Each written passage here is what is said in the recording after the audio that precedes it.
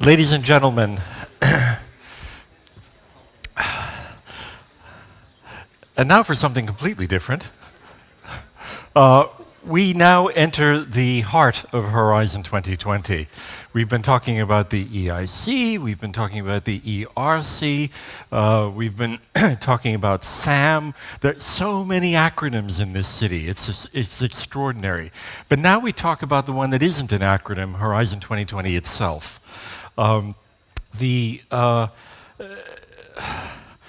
First of all, let me remind you, our webcast audience, we do have a Twitter hashtag, and it's Horizon 2020 webcast. Is that right, Florin? Yes, hashtag Horizon 2020 webcast. If you have questions, please tweet them in, but we will also take questions here on the floor. Now, we'll begin with a discussion with the fellow who knows more about this program than anybody else, and that is Robert-Jan Smits. He is the Director General for Research and Innovation.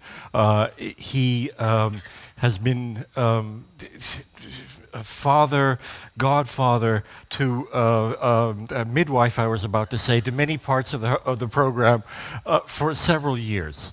And the program is now, having begun in 2014, we now have a pretty good idea of how it's going. We're coming up soon to, later this year, to a midterm review of it. And so we thought we'd just start with asking him about that. Robert-Jan, please come up.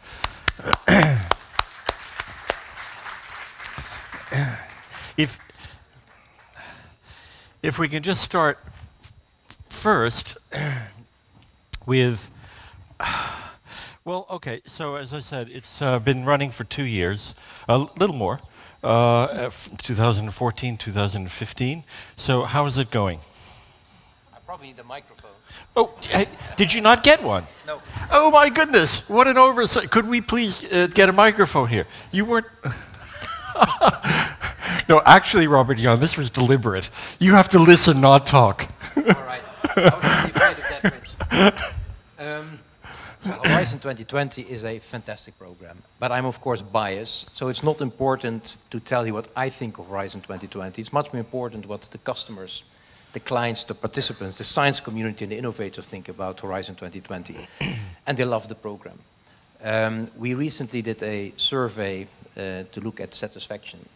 And if I hear then that 90% of all the people who reacted to our survey said that they love the participants portal, 85% of the people say we love the quick time to grant of 8 months. 80% says it's amazing what you do with the electronic workflow, electronic signature. So we see that the program is extremely popular. And I see that also in the number of proposals. As we talk, we have received 90,641 proposals, which is, in a way, a recognition of the fantastic program we have, but at the same time also a daunting thing, and I can come back to that later on. What also is for me a very positive, I think, result of this survey, we asked a question, and this was quite a risky question. We said to the participants, do you know any program at national level, European level or global level, which is more attractive, more simple than Horizon 2020? And 80% of the people who replied said, no, we don't know of any program which we find more attractive. And that's, I think, it's a very good sign that we really got it right this time. And it is largely due to the fact that the program was not developed Horizon 2020 top-down from Brussels, but it was a co-designing with the science community and with the innovators. So yes, I'm proud, and it's a fantastic program. Okay, but you said 90%. Well, first of all, 90,000 proposals. What's the success rate now? Well, that is indeed one of the big daunting things we are facing, the problems. I have a couple of concerns, I can go back to that in a second, but I think first of all, oversubscription. The success rate has gone down to around 14, in certain areas even 12%, and that is of course something which is not good, because it will lead to an enormous amount of time wasted in drafting proposals. And for that reason we have decided to use on a much larger scale the two-stage evaluation procedure, submission procedure, where people first send in an outline proposal of 10 pages. 80% of these outline proposals get rejected in phase 1, and then in phase 2, the 20% who get through, they have a success rate in 1 and 3. So in that way, we can but also... that's the objective, right? Yeah. I mean, that's not the fact, right? I mean, you're not at that rate level yet, are you? No, we're not there yet. Two-stage evaluation procedure has also some negative sides. It will take longer, let's be quite clear. So we are at the moment enlarging the application of the two-stage evaluation procedure across the board. So we have a lot of discussions on that because we're becoming the victim of our own success with so many applicants going to Brussels. And we have to also pass the message much more, only participate in Horizon 2020 if there's a real need to participate. If you really want to network, to liaise with other partners, if you really want in a team, in an international team, address grand societal challenges, if you really think that you're the top of the top, then come to Horizon 2020. And don't do it because at national level you don't have any funding anymore. So we really have to also pass the message much more, be selective when you are submitting your proposals to Brussels. But it's easily said and done because if there are countries like Spain where the science budget at national level has been cut big time, people have no other possibility than to come to Brussels. So I think two-stage evaluation procedure. Secondly, telling people to be much more selective before they send in proposals. Hopefully that will reduce the number of applicants. What we will not do is to make the calls for proposals more focused. We had deliberately stepped away from an approach which we had in Framework Program 7, whereby we had very narrowly defined topics. And the science community did not like that. They said, listen, we want the challenges and give us the creativity to find the research which needs to be done.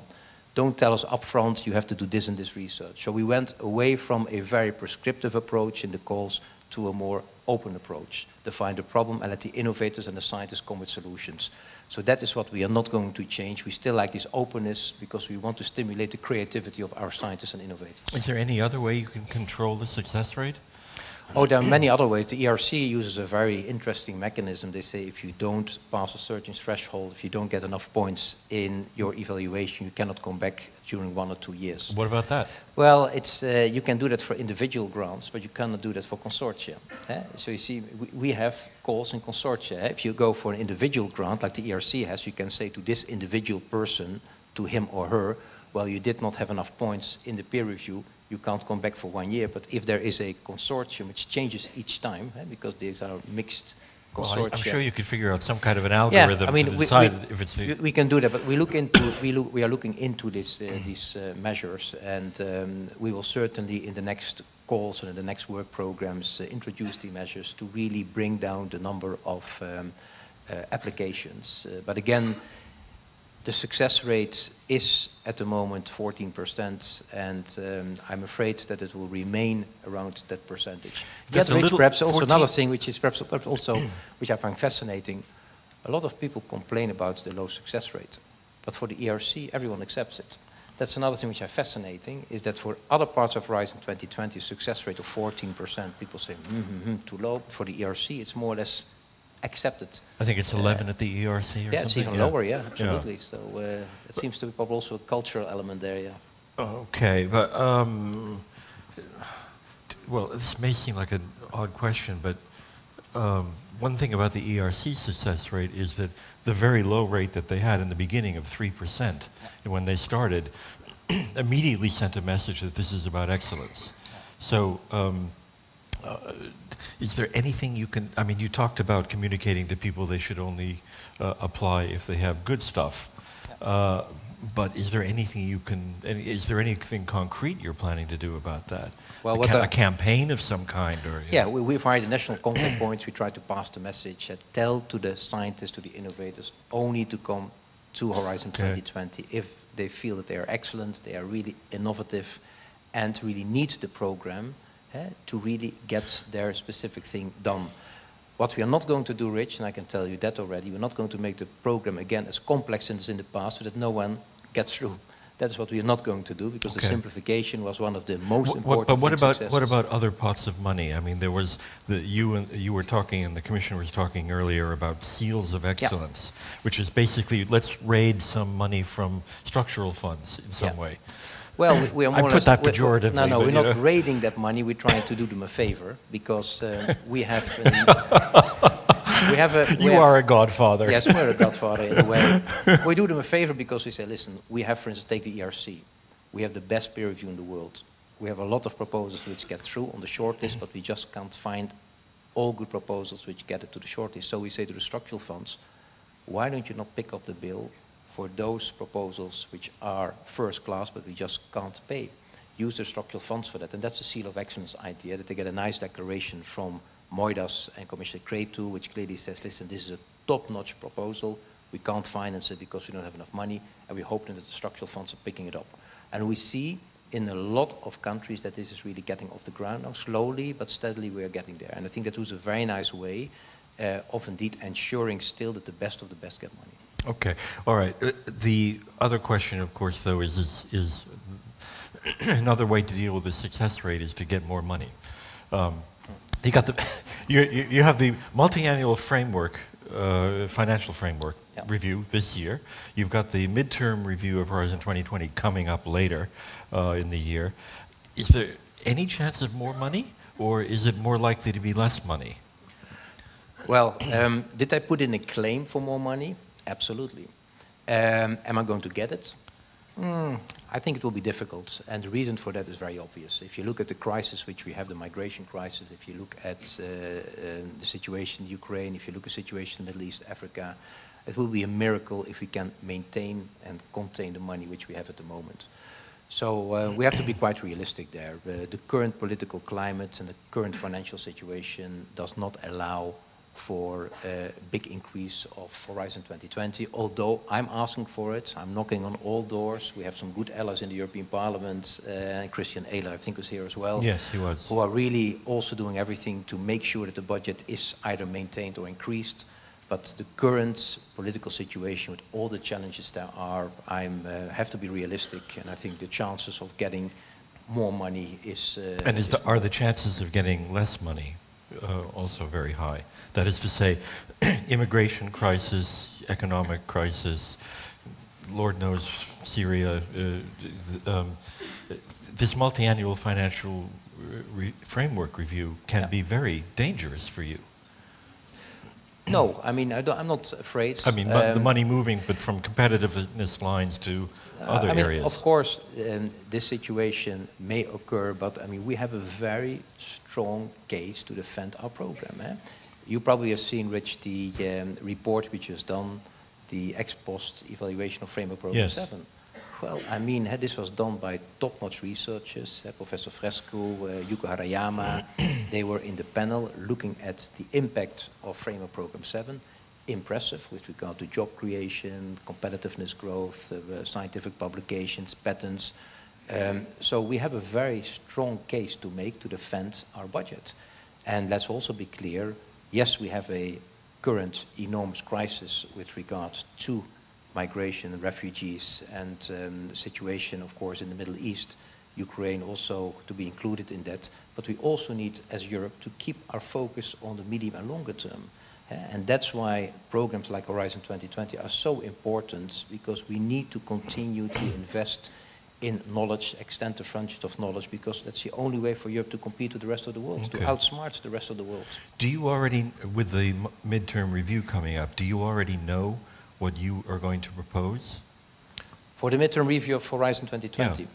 Well, it's something which we are discussing at the moment. A lot will depend, of course, on the midterm review itself, on what the panel of experts will see as what goes wrong, what needs to be changed.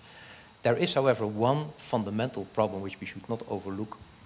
If we are going to revise Horizon 2020, and we're going to say we're going to allocate a little bit more budget in this part and perhaps take it away from there, first of all, this requires co-decision, or the ordinary procedure. With the Parliament. That means with the Parliament, and that can take up to 2 years. And then we are already in Framework Program 9.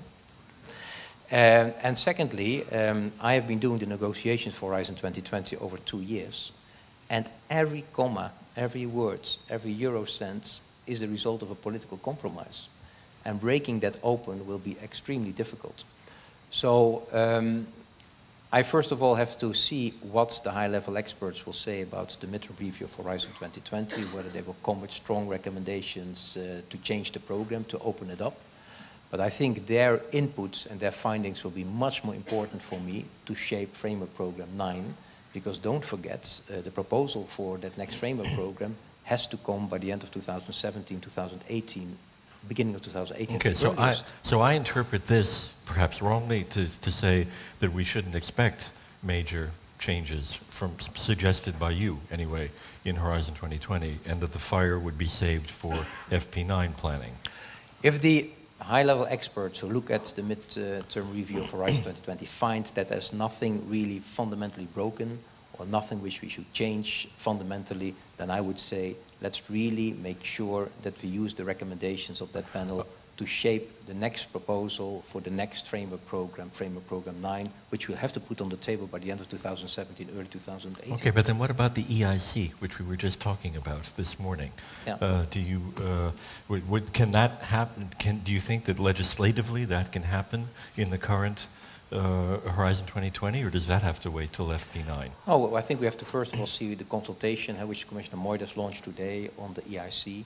And what comes out of the consultation. I think we have enough flexibility inside the last 3 years of Horizon 2020, because we still have to adopt the work programs 18, 19, 20 to shift things, to change things if we consider it necessary to really shape the EIC through a pilot project or in other means. So we still have flexibility. So that could be a proposal. Oh yeah, that absolutely. happens. We have still enough flexibility in the work programs 18, 19, 20 to do something if we get strong recommendations or certain ideas what we could do for shaping the EIC.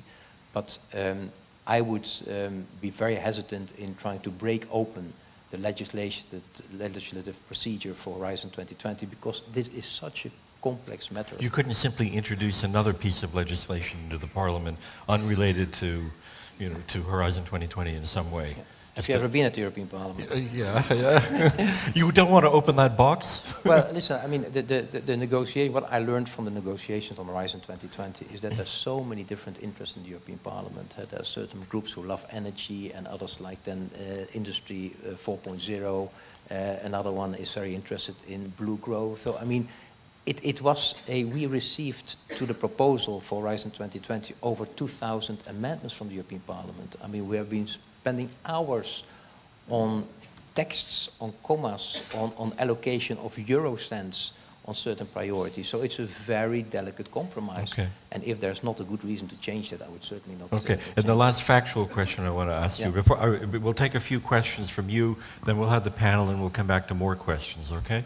But the last question is, though, when I was looking at the results of Horizon 2020 in the first 2 years, I was really struck by the distribution of the funding. I don't mean nationally, that wasn't such a surprise, but I'm talking about that there was a shift of money away from universities towards RTOs, I would say, and somewhat companies, but I mean, a lot of the company numbers are SMEs, which are hugely numerous, of course.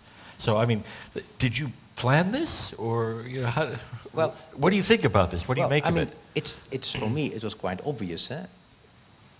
We had a very clear mandate to couple research to innovation.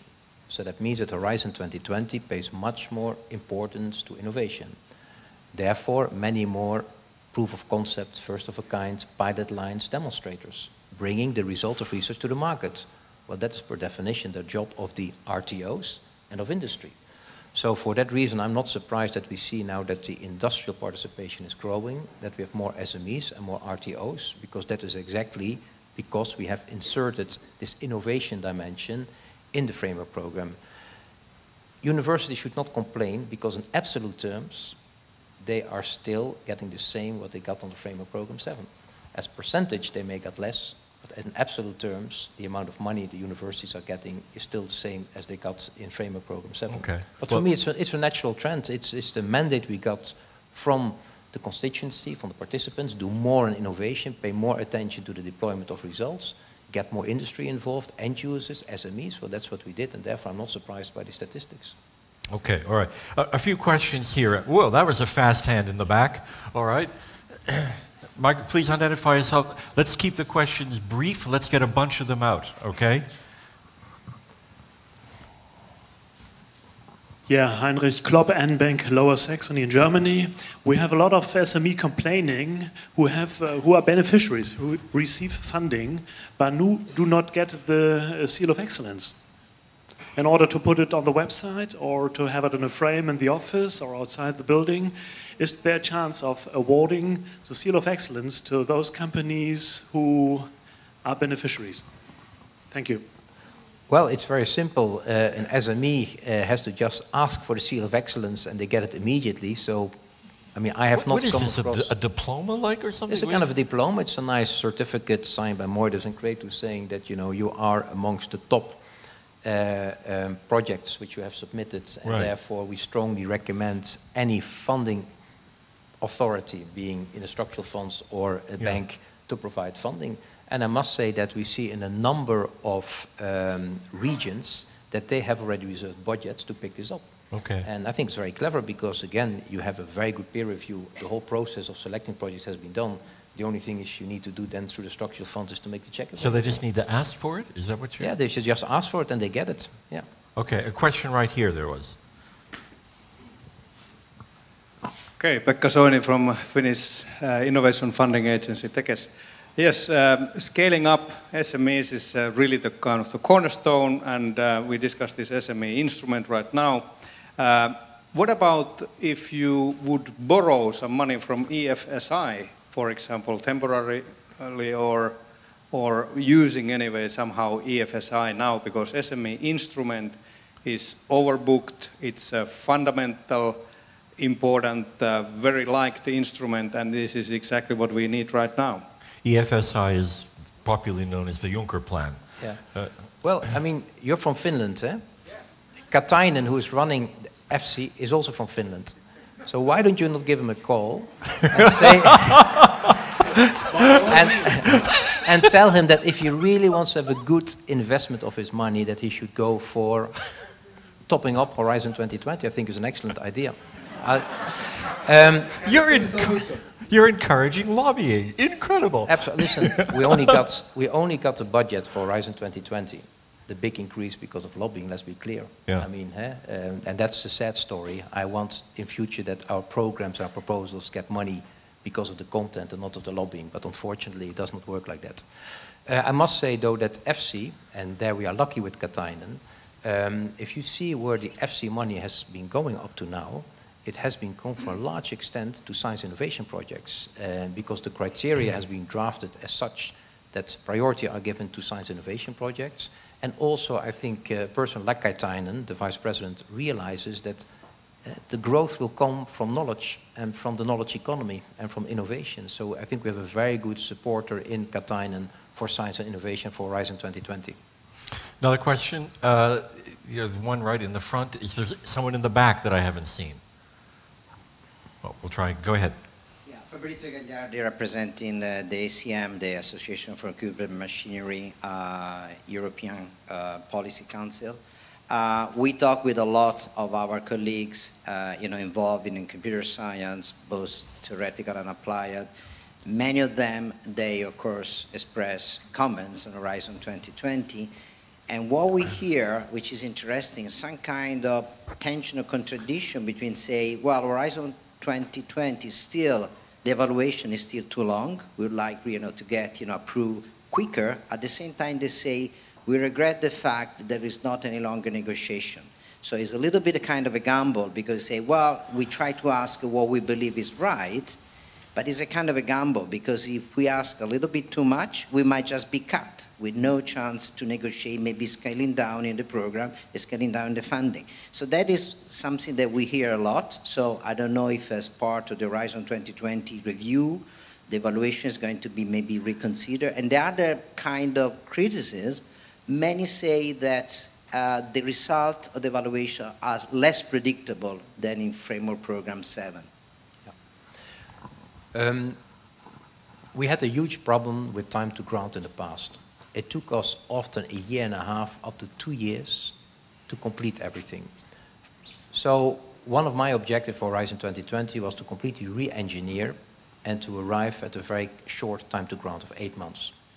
And the result of that was we had to cut one phase. And the phase we decided to cut was negotiation, because these negotiations always took an enormous amount of time. And at the end, there was also always a kind of a compromise, which was really no one was happy with it. So we said, let's cut out the whole negotiation phase. We make it take it or leave it contracts. And that is why we are now doing things within 8 months.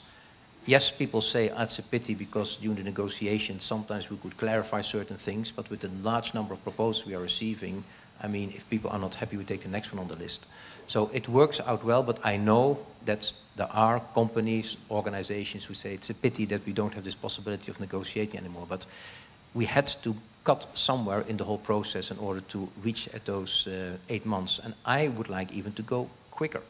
You know, for the fast track to innovation, that's one dedicated part of Horizon 2020, we even do it in 6 months.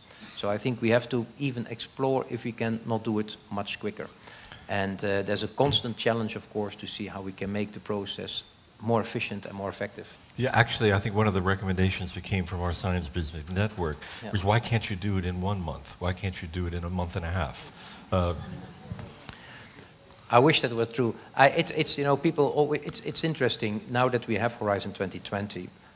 We are for the first time stepping outside to member states to do a benchmark with national programs, national funding programs. In the past, I was always afraid because we always were the bad boys and we're not good enough. But now we are setting the benchmark with our participants portal, electronic workflow, electronic signature, time to grant even. And even the United States, your country, Rich, where everyone thinks that things are lean and mean, Alan Leshner, remember the editor-in-chief of Science magazine and of the AAAS, Alan Leshner once said that the American scientist spends 42% of his and her time on reporting, writing grant proposals, lobbying, 42% of his time. And when Alan Leshner looked at Horizon 2020, I remember very well, we challenged him to come to Brussels, to a meeting in Denmark, in Copenhagen during the presidency. I remember. And to tell honestly what he thought about Horizon 2020, and notably our simplification measures. He said, my God, this is going to be the gold standard worldwide if you succeed in doing it. Okay, let me stop it here for the moment, because now let's bring up the other panels and we'll broaden this discussion with some other topics. Could I have the other panelists come up, please, now?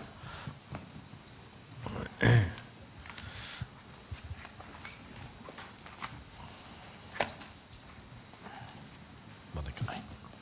Good to see you. Good to see you. Hi. Hi. Okay. Monica. So, we are joined here now, first by Walter Weigel, on my far right. He's Vice President of Huawei European Research Institute. Thank you for joining us, and Huawei is a member of our network also.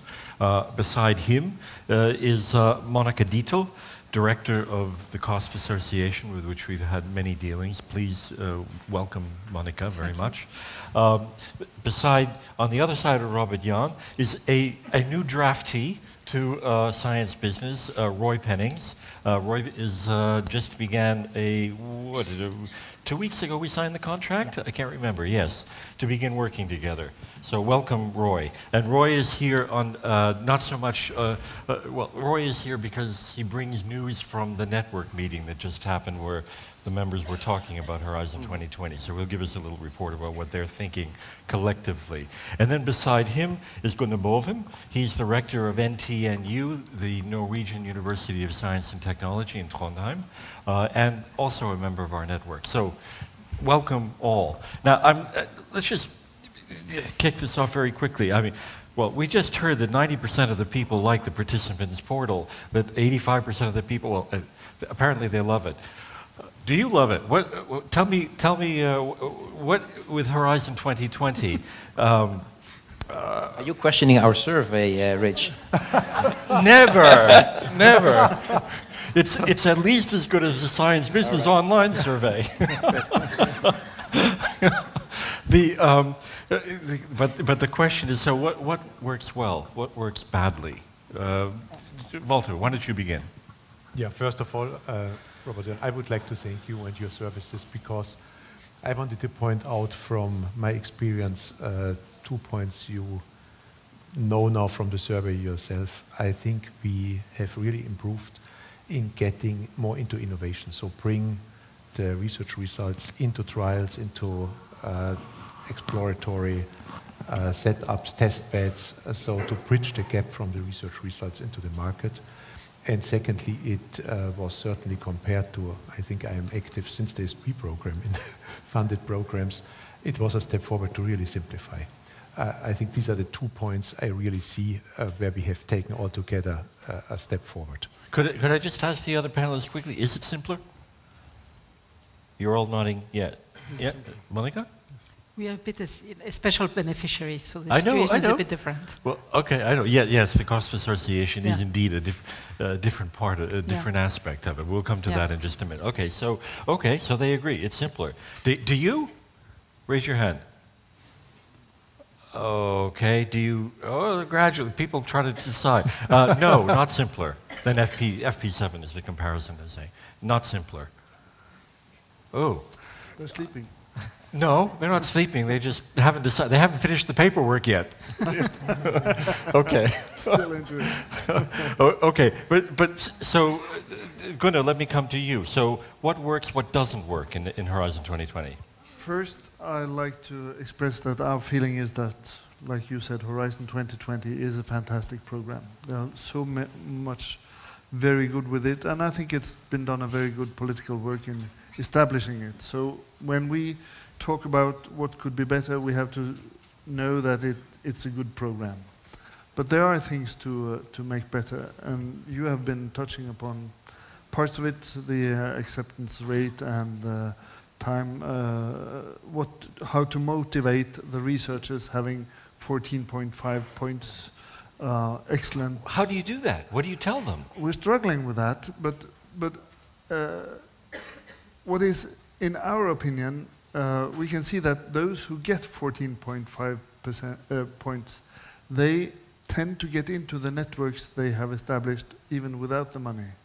They tend to find researchers which are so interested to work together, so they do have a benefit from it. And from our university perspective, which is the Norwegian University of Science and Technology, which is the only really technological university in Norway, we tend to say that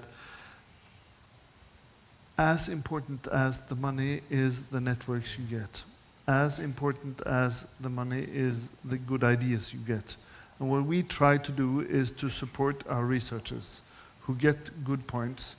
When they come back with oh, we got good points, but we didn't get any money, we try to give them money from our university ourselves, because there is and we try to motivate them to go back giving these money and say, okay, we'll give you some money next time as well if you give a good appointment proposition. So I think we do have a struggle in that, and what I think is the major feeling with us is that, as you said, the university's money in number of euros is the same as in Framework Program 7.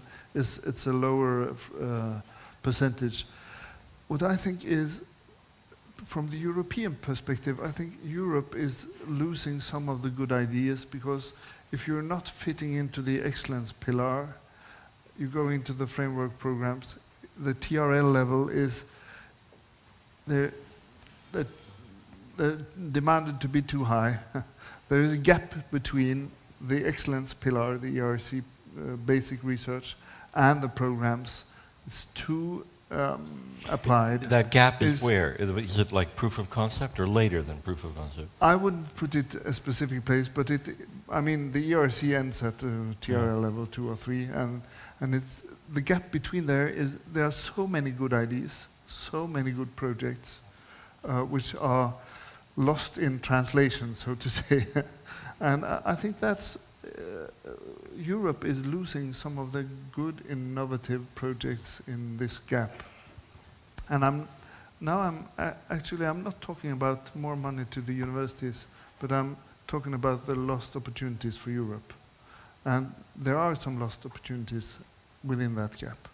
Mm-hmm. I couldn't agree more. And it only proves that the European Parliament was right when they said the budget for Horizon 2020 should be 100 billion instead of the 80 we got. And that is what I think is really awful to see, is that top-notch proposals, first-class proposals are rejected because we don't have enough money. Because we have seen that the overall quality of proposals we are receiving has gone up over the years. And that is really, I think, heartbreaking that there is so much innovation in Europe, there's so much creativity, there's so much top scientists that we can't really help these people to pursue their ideas and to extend the frontiers of knowledge. I'm also very intrigued by your first comment about that it's so important for a country like Norway and for Norwegian scientists to be networked. There has been an interesting study done by Technopolis on what the framework program has brought to your country. And since you're not a member of the European Union, this networking is so important. And that is why I think a lot of scientists from your country are eager to participate, is to be part of the excitement, be part of the networks, and be part of the benchmark. Well, we are full member of the research programs. Absolutely, you're fully associated. Okay, before, Monica, let me come to you for a second now. Cost, well, explain. It's in a different situation. But it is, you do get funding from Horizon 2020. In terms of participant portal. But otherwise, it draws the funds, of course, of Horizon 2020. Yeah. And it is about networking, precisely. And one of the things I wanted to add to the added value what Cost is bringing, among others, is that go ahead. Since we fund networking activities, that means that we connect researchers, engineers, scholars, and other experts to allow them precisely to create first step and precursor consortia. The spin-off projects which are submitted to the Horizon 2020 or in the FP7, they have much more chances to be successful, in fact, because, of course, the trust relation has already been built among the people. The good ideas have already been elaborated, and there is already a substrate which is very, very consolidated when applying. And what we have seen in the impact assessment last year of FP7 is that, in fact, we have each of the actions, in fact, have up to 3 proposals, successful proposals submitted to FP7. This was still FP7, so it is a precursor. If you look at then the rest of Horizon 2020 from your own experience, yes. What do you see working well and not so well? What I think is a very good idea is what Robert-Jan already explained, is even if I know that many people do not agree and there are drawbacks to that, is the fact that it's not targeted calls as it was in the past. This openness, I'm very much in favor of more bottom-up. This is in line also what the Commissioner said this morning. I believe this is the best way to capture best ideas. The problem is that indeed there are many good ideas which get lost on the way to get it because of the lack of funds at Horizon level. And of course we suffer from these reductions of budgets within... Okay, all right.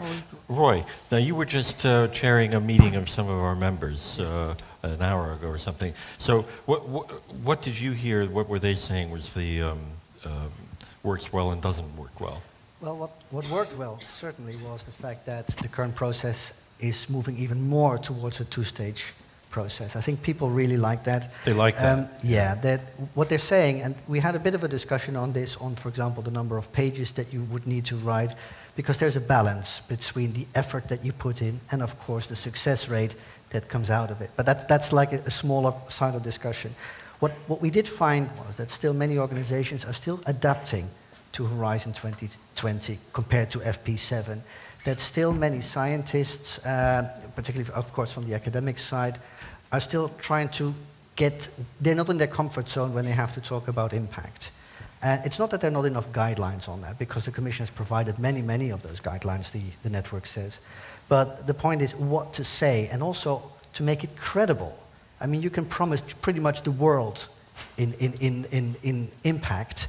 The question is, on the other side, on the evaluator side, is there somebody there who is able to judge what you're writing at value? And if I may, maybe, in this particular point, I would actually like to ask one of the network members to put a question to Robert-Jan Smits, if I can. Massimo, could you maybe ask the question? I don't know, where are you? There. There's a microphone coming from there. He's representing a very good university. Yes. I should have said that. I'm in Italo-Norwegian now. That's my nature now. The question was mostly related and raised from the fact that in the current scenario, due to the amount of proposals that is increasing, the Commission is forced to use more and more, not anymore the consensus in evaluating proposals. And this somehow is putting a bit of lack of trust in the process, in the various researchers, which in some cases receive two scores which are high and one low, and they get the proposal fired. And this is perceived as a drawback. Probably when you go to the two-step evaluation, the Commission should take into consideration that the second step should be based more on consensus meetings use in order to guarantee a more transparent and balanced approach. I am an evaluator as well for the Commission, and I experienced it in my past evaluation that in many cases the opinion of one evaluator, more expert than other two, changed completely the score of a proposal. So, I mean, this is a drawback that many people think could also endanger the credibility of the Horizon 2020 evaluation process. These are, I think, extremely useful comments because the system, as I mentioned, is not perfect. And we have to be extremely careful that the evaluation remains of the highest quality because that's the backbone of the system. So these type of signals are, for me, quite important. And also your comment with regard to impact, I think that's an interesting one because this is completely new, that we now ask people when they submit a proposal to think about the potential impact. And that is novel, and therefore people have to indeed think how they're going to present that. And we have to be very careful, what you rightly say, that people start not promising the moon in order to get through. So it requires that also our expert evaluators are trained. So the system is always still able to be improved further. We are coming, by the way, in the next couple of months out with further simplification measures. We are going to have quite some changes in time recording to make the time recording even more simple. Also a number of other elements we are going to improve the system. So I'm very grateful for all the comments, and I hope we get many, many more to see how we can continue improving the system and simplify the system where possible. So these are, for me, very useful comments. Can you say, what is impact?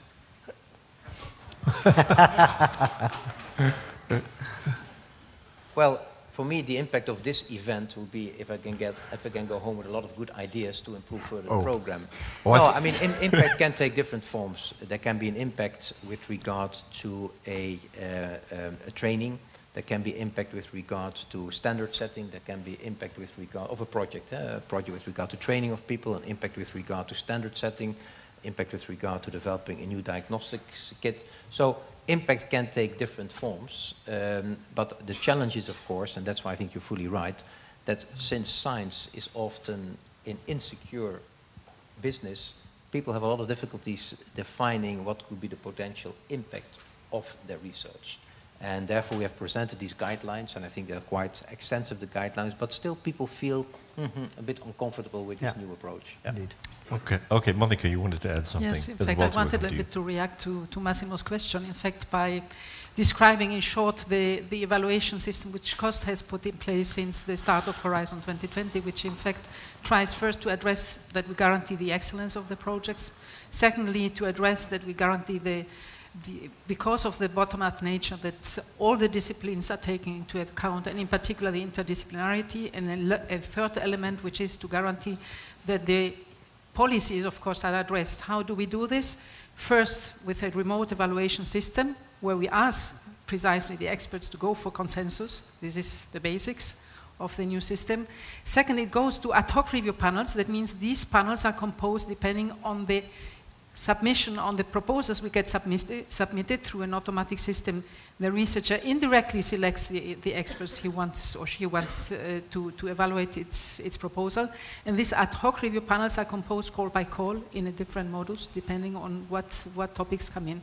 And the third step is that it goes to a single newly established scientific committee who will check out of those best ranked proposals, who are those who best respond to the cost policies, or give recommendations to best respond to cost policies. And of course, one key policy, and Robert-Jan knows it well, is what we call the inclusiveness policy, which is converging with the widening objectives of the European Commission Horizon 2020. And we hope with that we respond better to the bottom-up nature, guaranteeing excellence and covering some concerns which the research communities in Europe share with us. Okay, all right. Okay, Walter, let me come to you. Now, if I remember the numbers rightly, it's 1,400 people in Europe, is that right? Yeah. Huawei has, okay, and you've got a research lab in Munich, I think, is that right? Okay, so I didn't warn you of this question, but the question is, so how do you explain Horizon 2020 to your colleagues in China? What do they think of this? Two things, and then let me come back to a comment. It's very simple. I think I'm a little bit like what we are discussing here about how making Europe competitive for the future, because we have research centers all over the world, including the US, India, Japan, Russia.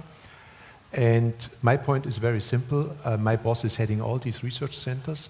I point out to him that we have, within the 1,400, the best researchers here in Europe in our team, and also you, the best cooperation partners, whether it's companies or academics or research institutes, universities, to do it here. Also, we are a little bit expensive, that's clear, but this is just the best for our global products. And this is the convincing factor, one. Number two is about Horizon 2020. For us, a very crucial aspect is that we work together with European contributors, with European cooperation partners. And this is for us very important because we want to show our commitment to be what I call a good European citizen, not only in business but also in research.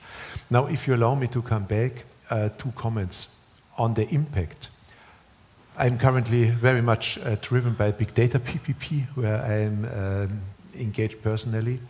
And we have to show one impact, which is the results can have positive effects on another 100 companies outside of the consortium, where it is for me very difficult to stay realistic because, let's say, big data in telecom, how many telecom operators do we have? Not 100, so it's not so easy. And then I feel sorry for the evaluators because as they cannot contribute in a consortium, they have to be outside. We have not so many experts. And then they have to judge about the quality of the research, of the content, but also now on this kind of value chain business aspects where I am not sure how this can really work in practice. That's one thing.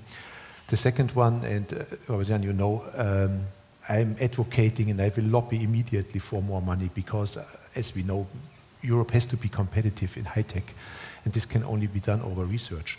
And what worries me a little bit is that we have now 2 effects. We want to fund excellence, excellent projects, content, and on the other hand, you mentioned yourself, because of the economy in many countries, the funding, national funding for universities is going back, for research institutes. And so whether you push the member state governments to come back or you substitute it and get more money, I think we're running a fear. In my eyes, we can only have really top-level researchers. It's like in football, the Premier League. If you have a broad basis of researchers and universities and research institutes who can also survive. So if we run a risk here, we are also risking the top of the pyramid. And this makes me nervous, and so I am also advocating for certainly more budget. And you know, I'm comparing always, which is not fair, with some structural funds even for single membership countries. And then when you look, yes, we need food every day, otherwise we do not do research, but about the agricultural fund, you know my opinion, we have to walk the talk. Okay, so you will call the Finnish commissioner also and tell him to spend more money. Okay. Gunnar, you wanted to comment on that, I think. I just want to comment upon Massimo's proposal because, I mean, the future is interdisciplinary. The complexity of the project is increasing. Europe has to come into a green shift and health technology, and it's always between the disciplines that the really crucial points are taken. And that means that a committee who are sitting on their own basis without any possibility to consult each other will not have the benefit from what such a committee can have, because probably the best knowledge of this committee is between these people.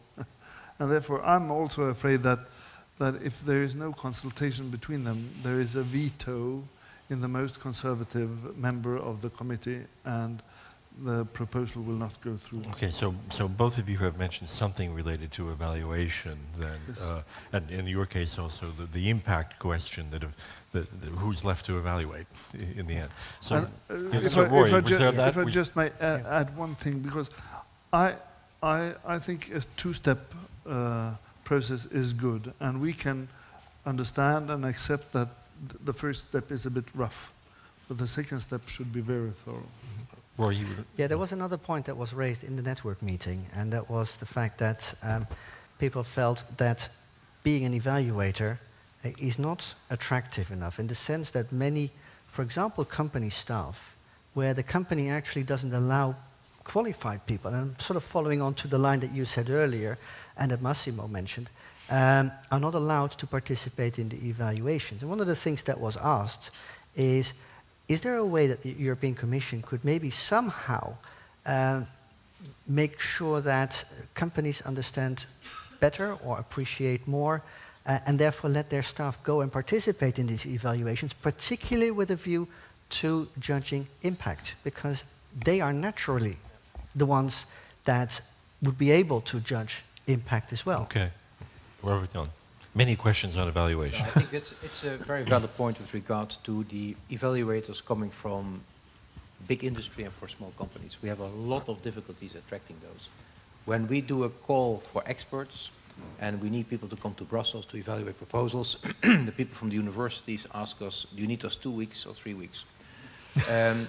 With the experts from the private sector, they always cancel at the last minute because of urgency. So we have a lot of difficulty and we want to have these expert evaluators from the private sector to notably look at impact and to look at the innovation dimension of proposals. So they cancel at the last minute? Oh Really? yeah, we have this quite often. I mean, if you work in the private sector, it's this happens regularly, Okay. and that's why perhaps through remote evaluation, and what we are trying to do now, it's easier than for people, from experts, from companies to be involved. So, again, we have made a lot of pleas on Business Europe and on all kinds of companies to really send good experts to Brussels, or indeed make them available for online evaluation. I'd just like to react to the comment with regard to the funding available in Europe for research and innovation. I'm also worried, like you, about the level of funding at national, regional and European level. And I see the substitutes taking place, that national budgets are cut and people say go to Brussels. And that is not good, because these budgets serve different purposes. And what was for me very shocking with regard to overall how we see in Europe science innovation, last year there was an article in Nature that China is now spending more of its GDP on research than Europe. And that said not only a lot about Chinese priorities, but it said also a lot about Europe's priorities. And that is something which really is not good. If we really want to be building a knowledge economy, we have to invest in it. And invest in it means spending. We need to spend much more in science and innovation. And there are certain countries which are doing it big time. I'm always very impressed by a country like Germany, which is now spending 3% of its GDP, as we had agreed already in the year 2000. They're spending 3% of GDP on science and innovation, but a lot of countries in Europe are even cutting budgets of science and innovation. And that is not how we should build our future. Okay. All right. Let's switch gear just a bit. We've been talking about the issues, the problems, or whatever related to Horizon 2020. I just want to. This will be a little difficult for you to answer, but I'm just asking. So, what tips do you have as to what's important to try to that your organizations have found that what is important to get the money in the end? Gunnar, do you want to start on that? Well, what we have... Survival strategies, you might call it. Yes, what we have learned is that we have to participate in a much more long-term period than we have thought before. our researchers has waited for the call to come and started writing their applications when they've seen the Really? call. Yes. Jeez. It's Norway, you know. It's far up. And it's and what we apply before the call is issued. no, but what I think is you have to we have a strategy on going into much more long-term involvement, but I think you should be aware of some minor thresholds. You mentioned we have to have them come to Brussels to evaluate and so on. There are technology for making video conferences, and it should be. We should use that as the main rule, not the main rule transporting people. That would make it much easier, much more environmental healthy, and much cheaper also in the time perspective of the professors and the evaluators. And I think that could be way of also in a democratic process for the more distributed Europe to take part on the same basis. So we would encourage you all to use that in a wider basis. Once you've met personally once or twice, it's as easy taking part in a video conference, and I think that could be used. So what we do is to enhance our scientific personnel to take part in the long term. And then we encourage them to apply again if they have been turned down. To reapply. Yes, and to... Well, if you do that with the ERC, there's a risk. I mean, if you don't get a high enough... but they do get high enough. But okay, well, it's NTNU, okay. But no, but I mean, it is a bit... I mean, people don't like to be turned down. It's, you know, they feel they are good enough and they should be, and it's a deeper disappointment in some of them when they are turned down. And we think, but you got a magnificent score. Well, I was turned down. That was, okay. Should I spend my time using this? But so we of course, we go into that. And this is partly why Massimo is representing us, is also because we have a strategy of being present here and get to know what is thought in between the application processes and taking part in it. And that means that we have to be here, we have to travel, but we also have to know that what's going on and encouraging our excellent researchers to know it before, okay. Before it comes. So then plan ahead, be engaged long term, be here. Yes, and okay. I encourage the Horizon 2020 to make it a bit less necessary to be here, but to participate anyhow. Okay, okay. Monica, survival strategies. Yeah, what I wanted to contribute in this topic is that what I observe is that the universities and the researchers in particular, we are not, we are a funding agency, so they apply to cost as a survival strategy, precisely because of the crisis they observe in their own countries. They have no funding, but so still you get more applications. We get more applications. Why? Okay. Because one way to be still in contact and connected to the others is precisely to go for asking for a networking instrument like we offer. So in fact, many of the researchers in the peripheral European countries or in the southern countries where there is the crisis, through the networking activities we are funding, they still are in contact with the universities all over Europe, with companies all over Europe, and with sometimes civil societies which are involved, or NGOs in our networks. So in fact, it's a kind of survival strategy from those researchers to still stay connected. And of course, what I mentioned earlier is that this allows them also to enter into consortia which have more chances to be selected than in Horizon 2020, hopefully like it was in FP7. So it's in fact the way I hear from them, and in particular I've been discussing quite often with SMEs who participate. Why do you come to the, well, there is no financial risk. They get access to all the key actors in the topics they are working on. And out of that, there are sometimes other types of cooperation which can spin off through these networks over the 3-4 years of existence. Are there other survival strategies that anybody wants to? Yeah, Roy? There was a small point that was raised also, and that concerned the ESRs. That of course in ESR. ESRs, the evaluation reports. Okay. Where ultimately, of course, on the one hand you have your requirement to speed up the process, which made standardization more or less of evaluation reports imperative, but at the same time they have become rather bland and sort of legally uncontentious. But that also means that people that get the letter saying you won't be funded, they don't get enough information from it to improve. In other words, the risk is that you might have the same person just reapply without lessons learned. And there was a feeling, at least among the group, that the ESR should be a little bit more explicit, a little bit more clear, even if that takes just a fraction more of time. But otherwise, they don't, I wouldn't say they don't mean anything, but it gets close to that. And people then get very dissatisfied because what does it mean if you don't score with 13.5 or 14.5 points? Okay. What else do you need to improve? That was one of the comments. What is your tip for applicants? Well, I think the tips were mentioned are pretty good. I pick up the point of the ESRs. It's indeed a big issue, and given the enormous amount of proposals, we in some areas were forced to give very short ESRs, and it's indeed something which we certainly need to change. Tips for applicants. Well, I think you're absolutely right. People need to not only just when the call is there start making the proposal. It is part of being permanently part of a network, reaching out to colleagues, and only then, when you know colleagues up front, go for a proposal. That is important, because it's hardly possible nowadays that when the call is published and suddenly you start calling around, who can I... No, it doesn't work like that.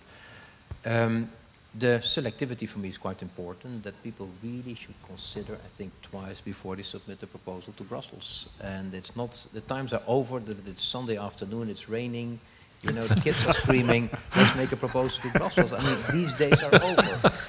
This is really a program where we go for the best of the best. It's a ruthless competition, and again, we can save ourselves a lot of frustration on our side, because we also don't like a high oversubscription rate, and on the side of the applicants, people really think twice before they send a proposal to Brussels. Okay, all right. Well, let's take one last point. Well, yes, it was Walter, go ahead. Yeah, if I may. I don't have a survival strategy because currently our company is quite successful. So I'm not so much looking in the funding, but we are certainly a little bit disappointed what I observe, and this is more a plea. And I took the actual example again of big data PPP, and this is not only, I think my impression is that we are running a risk exactly where we are bridging the gap between research results and the market, field trials, innovation. That I observe that there are small consortia, maybe people who know themselves from the past, from FP7, grouped together and, so to say, not open anymore to others, which would be, from my point of view, a pity, because then we have a small fraction of the European players, whether headquartered in Europe or outside. We have only a small fraction going in a consortium, instead of having a bigger one, and we may end up in 2, 3 competing consortia where finally you have to decide one, and then the others are out. So here I'm a little bit concerned currently. The second one is really from a non-European headquartered company. We have so many excellent researchers and managers where I think, speaking for all of us, not only headquartered in Asia, maybe also in the US, I think that maybe the Commission can also use the knowledge and experience of the European passport holders, not the long-term delegates, also more in the governance structures and in the discussions, exactly what we are having here, in which direction to go. Mm-hmm. Okay. Okay, then let me come to you again then on this last quick question here, and that's simply, so if you look forward to the midterm review and beyond FP9, so what's the one thing that you would think that we could do to make Horizon 2020 more effective for Europe? And I begin with you, Walter, because your experience with Siemens and long history before, so you know the system very well. I mean, essentially, it's very clear. First one is budget. Yeah, the impact is coming, how much budget you can really distribute. Because this is like a company who has some economic problems, and you look on the short-term topic, which is R&D expenses, and you keep the sale and everything, marketing the same, and as we know, this is not a sustainable strategy. The second one is really, I'm advocating, again, as working now for a non-European headquartered company, for a little bit more openness to include all the know-how which we have here in Europe. Okay, and Monica, what's your suggestion? Well, I will use the idea of openness, because of course the networks we are funding in COST are open. They are open to all type of participants, but they're open all along of the life cycle. That means that if there is a pertinent new member who wants to join, under certain conditions of course, he or she can join the network, which is of course very important to precisely not create these clubs which are closed. Okay. We need both, and of course we need more budget, like everybody. But Gunnar, what should be done to make it more effective for Europe? I think I have two pieces of advice. One is to keep. One is an advice I got from our Nobel Prize winner in medicine, Edvard Moser, who said that keep up this basic research support. That is so important, not to be politically driven to the applied side so that you don't fund the long-term basic research. That's the one advice. The second advice is, I think you should address what are the major important scientific questions for Europe upcoming. And for those, you should make programs at low TRL levels, because you need the bridge between basic research and applied research at the lower TRL levels, because it's more long-term and it's a bit less politically popular, because you won't see the goal achieved within the election period. But for Europe, that is the main strategy possible to really change and to really meet what you need. I mean, the green shift, the health technology for elderly population, better logistics in the traffic. I mean, some major questions. Urbanization. And Roy, from the network meeting. And maybe a very small point. I think the overarching element in the discussion was make sure that the credibility of the evaluation system stays upright. If people start to think that this is a lottery, then what happens is the first ones to run away are your top scientists. And those were the ones that you actually set the program up in the first place for. So making sure that the transparency, as Massimo earlier on said, and I think some others here have said as well, to make sure that people believe that when they're evaluated by people who know their business, and that the process has been fair and transparent. That, I think, is the key part to making sure that Horizon 2020 remains the best program out there. Okay. All right. Robert-Jan, do you any comment on this? And then we'll come to you. Well, my concerns with regard to the program are threefold. I think, first of all, this oversubscription. And it will be awful indeed if that goes at the expense of the peer review process. Mm-hmm. We have to be extremely careful that we uphold the gold standard we have for peer review. And that is a big challenge. And I think certainly now with the two-stage, having that more applied across the calls, we can still ensure that we go for the best peer review possible. I think I take note of that. My second concern is the science divide in Europe. We see very clearly that there is a gap between the EU 13, say new member states, we called them in the past, and the EU 15. We have to be very careful that this gap gets bigger. That's very important, and that's why... Because it is getting bigger now. It is getting bigger, and we have to really make sure that this is not happening. And then I come back to the closed networks, as you mentioned. It is very important that when groups of universities and companies make a proposal for Horizon 2020, that they do not just contact the ones they know, but that they also are reaching out, notably to the new member state, to EU 13. Because let's be clear, no one has a monopoly on excellence. Not the Germans, not the Swiss, not the Brits. Excellence can be found in many places. And we need to unlock those pockets of excellence which are everywhere. My third concern is related to international participation. I really want that we have many more participants from third countries, as we call them, in Horizon 2020, from China, from the United States, from Brazil. So also there I think we need to do much more to get these international partners on board. For a very simple reason, that the ground societal challenges are of such a nature that we need to really bring the best brains from all over the world together. And secondly, Europe, 7% of the world population still produces 1/3 of the world's knowledge, but we all know that's going to be diminished. That percentage will be smaller, and that's why we need increasingly to tap into the brains which are outside Europe. So this internationalization, I think, is a third concern which I have and which we're going to pay quite some attention. Okay. Final point with regard to your element about the future. We are, and that's perhaps also a first announcement here, starting to launch a forward-looking exercise to look at the areas on which we should focus for Framework Program 9, if I may call it. Forward looks, horizon scans, as people call it.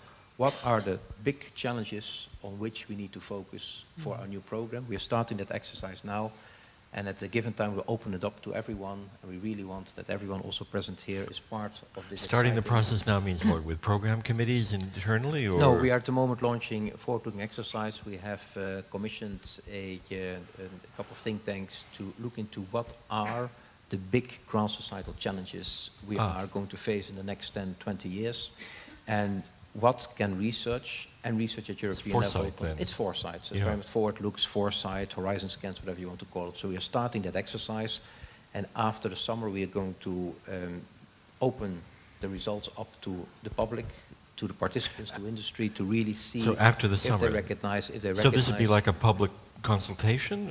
Absolutely, yeah. We at the moment what should we focus on? Yeah. Well, I think, yes, first of all, this group, these think tanks, we have asked, what are the big challenges for Europe ahead? Right. And we certainly see topics coming forward which we do not find yet in Horizon 2020. So, I mean, people will certainly identify topics on which Europe needs to concentrate much more. And also with our science innovation programs. And these results, the findings of these forward looks, we will share with everyone after the summer. And then we have a broad consultation in preparation of this next framework program. People really see these are the ground societal challenges on which we need to focus. I see. So, and this will be how you deal with the societal challenge issue, exactly. Because when Horizon 2020 was in the drafting, you didn't do quite this kind of formal exercise. That's what one of the, I think, valuable comments or criticism from Peter Piot, we probably also know him. He headed a forward-looking committee which we had established, and he said, for the next framework program, make sure that the basis of it is really found its grounds and its origin in a forward-looking exercise. So that's what we learned. So that is what we are starting in the next weeks, a kind of a forward-looking exercise to help to prepare the next program. And that's the man who first identified the Ebola virus. Absolutely, discovered Ebola. Very impressive person. Okay, all right. So, all right. Well, we began with news and we end with news. That's fantastic. Now, there was a question over there. I just wanted to echo what we heard earlier about the quality of evaluation. You are?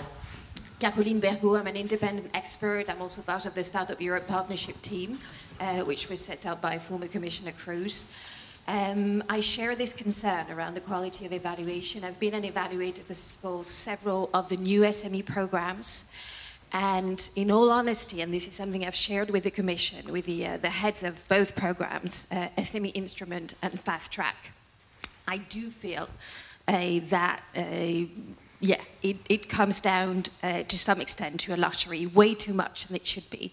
And I think that it's to a large extent related to the fact that we haven't been able to attract the high-level industry profiles that we need in such programs. Okay. So, yeah. Right. So I think that this is something that we definitely need considering. I think that evaluating the evaluators would also be a good idea, and this is something that, Okay, all right. Before you answer, Robert-Jan, let's collect a few more. There was a hand back there, yes. Microphone right there. Please raise your hand so she can see you. Okay. And that's me. Okay. My name is André Grevens, coming from Neonet Brussels. I used to work for Commission, and I would make the input regarding the evaluation, the problems that, let us say, staff has been facing and still facing with evaluation. I think this could be appreciated and valuable for as a comment. the problem is the selection of the persons. You select them in the database. You know some of them. You know they are good. They have proven to be good. But there is a round robin. So some evaluators need to go out, next need to come in. And this is the problem. The problem is that people don't know the system. Some of them are stubborn, sorry to say that, but they stick to their own evaluation criteria. You find the people in a small panel, 2 of them are very normal, 1 is very strict, across all the evaluation that she or he is doing. So this is a kind of, let's say, problem. Calibrating this to become, in this, so and again, as Jan Smits said already, cancellation last minute, that makes huge problem. The best people cancel last minute because they need to come for 2 weeks to Brussels. So these are... Okay. So, I mean, lots of evaluation comments. I don't know if you want to say anything further about that. Well, I think that's perhaps a little bit overdone because everyone who, for instance, is involved in the ERC would never call that a lottery evaluation. Yes, we have, for certain parts of Horizon 2020, fast track to innovation, had to do things quite rapidly. But I would not go as far as saying that's a lottery evaluation, and we always go for the quality. Yet there is, with regard to these expert evaluators, an issue. And that is, of course, that when I started in Brussels, these expert evaluators were handpicked. Now, every person, it's a democratic right, can register him or herself in our expert database. And very based on keywords, we look them for experts. And I've also come across, when I was involved in evaluations, experts who call themselves experts, but are not really experts. No. And that is, of course, the price we often have to pay because of the openness of the system that everyone can register as an expert. I once had an evaluation whereby an expert said that he was fluent in English. The person did not speak a word English. And then you're stuck with such an expert for a week, and which is a bloody shame. So the openness of the system, the democratization of the peer review that everyone can register an experts brings sometimes surprises along to us. We also are forced to rotate experts. So, I mean, there is not an all-boy or all-girl network. You can only serve as expert for a couple of times and then we rotate. So ensuring the quality of the expert is, I think, an enormous challenge which we all have, because we don't want to fall into the old boy network. But what about doing it the way the ERC does it? That is to say, there is a council that its responsibility main responsibility is to be sure the panels are good. So that this is an independent. Have you thought about applying that method? No, we are doing that, of course. And but the thing which I would not like to see is that we go back to the old days, that only the ones you know are the ones who can serve as experts. So we have to be extremely careful that we find a good balance between an openness and indeed the quality. And that's a big challenge which we have with regard to our evaluation system. But it's solid, it's robust, but we have some issues of concern, as I just mentioned. Okay, all right. There is a question right there, and I see over there. Go ahead. Thank you. My name is Edith Herzog, and I'm a former MEP. And I'm very happy that I came, because it's very rare when the MEP can see the success story. And Horizon 2020 is a success story, although now there are some attempts with the evaluation to minimize this effort, but it's a success story. What I'd like to raise here, that it's not a question to be great or lobby. You have to be great and lobby. So start it right now. Go to the parliament, inform them about the success. They will be happy to hear that they did something which works. But tell them also that the lost 30 million ended in the lost opportunities, which was said by the colleagues from Norway. And tell them that they cannot afford, because Europe is not as rich, to lose the young talent or even the older talent. Be prepared for FP9. You have to start it now. Your competitors are already on their way to fight for the next MFF. And they are fighting for the existing one. You do not wish to be the loser, and you reserve to be a winner. I congratulate to Science Business to keep on going, inviting people for these kind of conferences. Go on, don't let you down by the small stones. Go to the big issues, go to the future. look the 20 years trends, because you have to reply for those. Not for you, but for all of our kids, for the future of Europe. I just wanted to make sure that let people know that you are finally, I have seen FP5, I have seen FP6, I have seen FP7. Horizon 2020 proves that you are on the right track. Keep going, tell the success. Thank you. All right.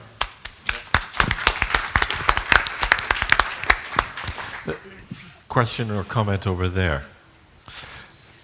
Top that. It's hard. I think we all agree. You are? I am Catherine Isaacs, University of Pisa, and well, yes, I've been evaluator, coordinator, expert, a lot of things at both DG Research and EAC. I also participated in this group of science and business members in which we actually did discuss a lot about the evaluation, which is what has now come out so forcefully.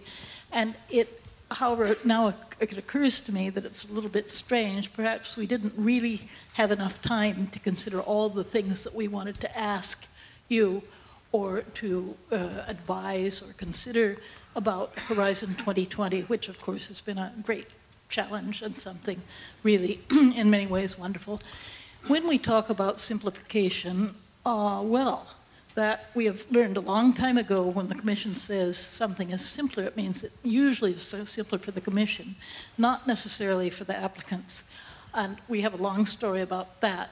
But the problem that I would like to pose briefly, even though it's so late, is once you do have the project, people are finding more and more and continuing to find that the complexities of running the project, accounting for it, dealing with auditors and all the rest are, well, remarkably difficult to face. And this is another reason for a bit of bad press here and there that Horizon 2020 as well as other Commission projects have. And I think it's rather bizarre that we've only talked about the evaluation, whereas there are questions that have to do with the running of the projects and the accounting for them as well.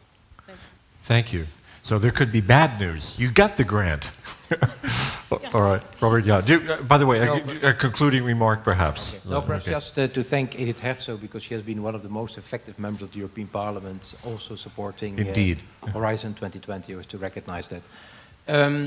With regards to simplification, we did not simplify the program for us, we simplified it for the beneficiaries. And there was another person here in this room, which is Graça Carvalho. She was a member of the European Parliament who was, like me, completely obsessed by simplification. And she listened to the stakeholders, she listened to the science community and to industry, and she made a list of 54 simplification measures. Consider VAT as eligible costs, get rid of pre-finance, all these kind of things. And we ticked off one after the other. So the simplification we did this time is not to make the life of the Brussels bureaucrats easier, but it is to really help the beneficiary. And with regards to the comments on auditing, even there we have moved with Horizon 20 to a trust-based approach. You've seen the new approach to its audits. And as a matter of fact, we have not done a single audit yet of Horizon 2020 because the projects that are starting. But there will be, of course, there a complete new approach with regards to auditing, since we are going to a trust-based approach. And there's also another element.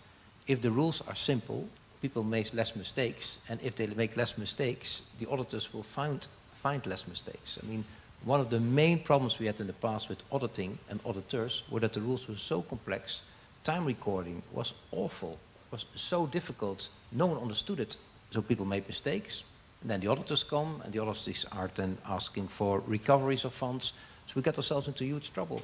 And I'm convinced with these simplified rules and procedures, we have much less audit cases. You recently, the DG recently sent out to many project grantees a letter from you, actually saying, be careful on accounting. Yeah. Was that because there have been problems, or just it was in other words, is your concern motivated by the realization that, oh, there is a problem developing, or was it just routine, be careful? I sent a letter out to wishing everyone an error-free year, no mistake financial for a very simple reason, and that's something which everyone has to realize. The majority of projects we are still managing are FP7 projects.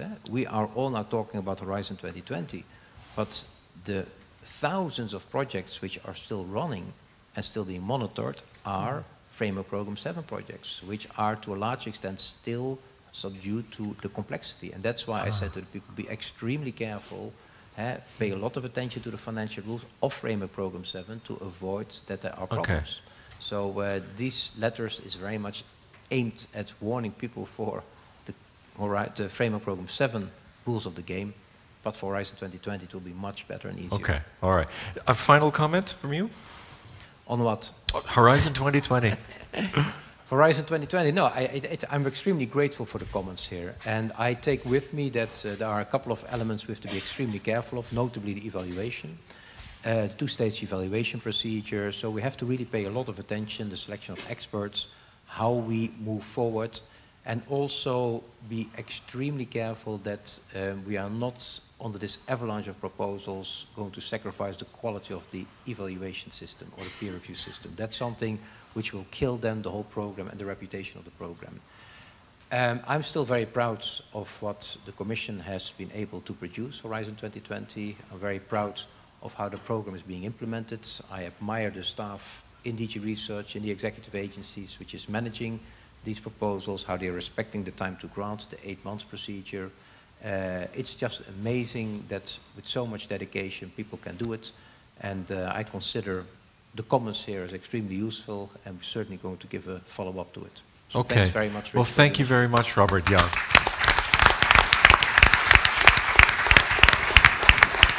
And thank you to the panel, all. We're about to go get a drink next door. Before we do, I just did want to mention, first of all, you will see more of Roy, because in your pack you see that we are actually launching a webinar series ourselves on Horizon 2020. One of the many things we're doing, excuse me, and the last thing just to think about is this place. Excuse me. This is like a this is a modern pyramid, or modern Chartres here. I don't mean, you know, it's a car museum. What do you mean, a Chartres? That's ridiculous. The point is, however, as you look around there, and you can, by the way, if you haven't, you know, at the reception, we can still go in there. Every single detail in those cars, and I'm not a car freak, every single one of those details represents the labor of hundreds of thousands of engineers, researchers, marketing people, finance people. I mean, this is an extraordinary 100-year history of innovation right here. And it just gives you a little kind of a shiver, a little kind of a reminder of what happens in the innovation process, and to think about public policy was involved in every step along that way. This wasn't, you know, it wasn't completely something that arose without any involvement of government. So there is a role here for public and private cooperation in innovation. And on that rather holy note, I'd like to thank all of you for being with us. Please join us for a drink.